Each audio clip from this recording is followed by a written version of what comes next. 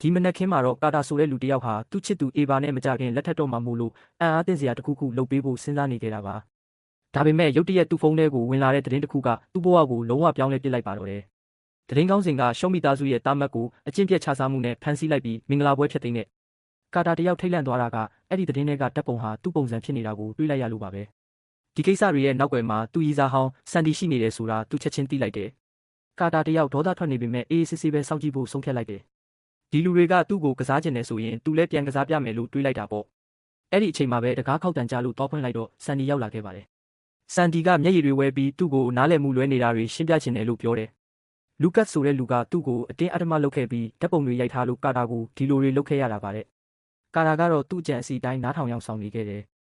ဆန်ဒီကကျမလိုမိန်းမတစ်ယောက်ဘာတက်နိုင်မှလဲလို့ပြောရင်းကာတာကိုဆွဲဆောင်ဖို့ကြိုးစားတယ်ကာတာကတကယ်လားလို့မယုံတယ်လို့ပြန်မေးလိုက်တာပေါ့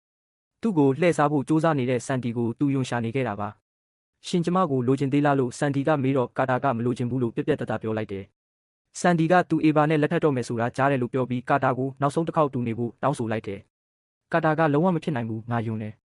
လို့ပြောပြီးဆန်ဒီလက်ကိုဖယ်ရှားလိုက်တယ်ဆန်ဒီကစိတ်ပြတ်သွားတဲ့ပုံစံနဲ့ကျမအလကားမျှော်လင့်မိတာပဲလို့ပြောလိုက်တယ်ကာတာကတော့ဆန်ဒီဘာဆက်လုပ်မလဲဆိုတာစောင့်ကြည့်ဖို့အသင့်ဖြစ်နေခဲ့ပြီးဆန်ဒီကကာတာကိုမင်္ဂလာလက်ဆောင်ဆိုပြီးအနီရောင်ဘူးလေးတစ်ခုပေးလိုက်တယ်ကာတာကဒါကသူတို့ရဲ့ကောက်ကျစ်တဲ့အကြံစီမံသိနေပေမဲ့ဘာမှမပြောဘဲဒီထဲမှာဘာတွေပါလဲလို့မေးလိုက်တယ်ကာတာကစိတ်မပူပါနဲ့ငါလည်းမင်းအတွက်လက်ဆောင်ပြင်ထားတယ်လို့ပြောပြီးအခန်းထဲကနေခဏထွက်သွားခဲ့တယ်အခန်းထဲကိုပြန်ဝင်လာတော့သူ့နောက်မှာတော့ဝစ်စုံပြေးတဲ့လူတစ်ယောက်ပါလာခဲ့တယ်အဲ့ဒီလူကဆန်ဒီရဲ့လှုပ်ဝက်ချစ်သူမစ္စတာကာတာဖြစ်နေခဲ့ပါတယ်ကာတာကရုတ်တရက်လဲကျသွားပြီးတတိလစ်သွားတယ်လို့ဟန်ဆောင်လိုက်တယ်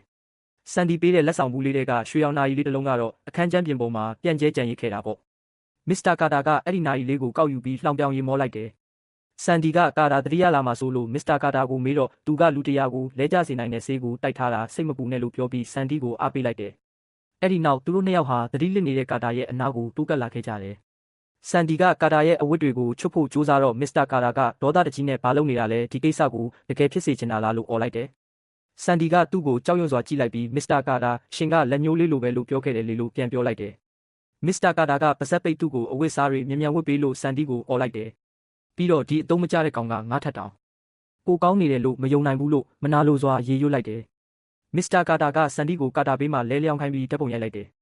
ဓာတ်ပုံတွေရိုက်ပြီးတာနဲ့သူတို့နှစ်ယောက်ဟာအခန်းထဲကနေထွက်သွားခဲ့ကြတယ်ခဏအကြာမှာတော့ကာတာတယောက်ဖြည်းဖြည်းချင်းသတိပြန်ရလာခဲ့တယ်သူ့ကိုလှည့်စားဖို့ကြိုးစားခဲ့တဲ့ဆန်ဒီနဲ့မစ္စတာကာတာတို့ကိုသူဘယ်တော့မှခွင့်လွှတ်မှာမဟုတ်ဘူးလို့ကျိန်းဝါလိုက်တယ်နောက်ဆုံးမှာတော့ကာတာနဲ့အေဗာတို့ရဲ့မင်္ဂလာပွဲဟာစီကားတိုက်မြိုက်စွာကျင်းပနိုင်ခဲ့ပြီးဆန်ဒီတို့ရဲ့ကောက်ကျစ်တဲ့အကြံစီတွေဟာလည်းပျက်စီးသွားခဲ့ပါတော့တယ်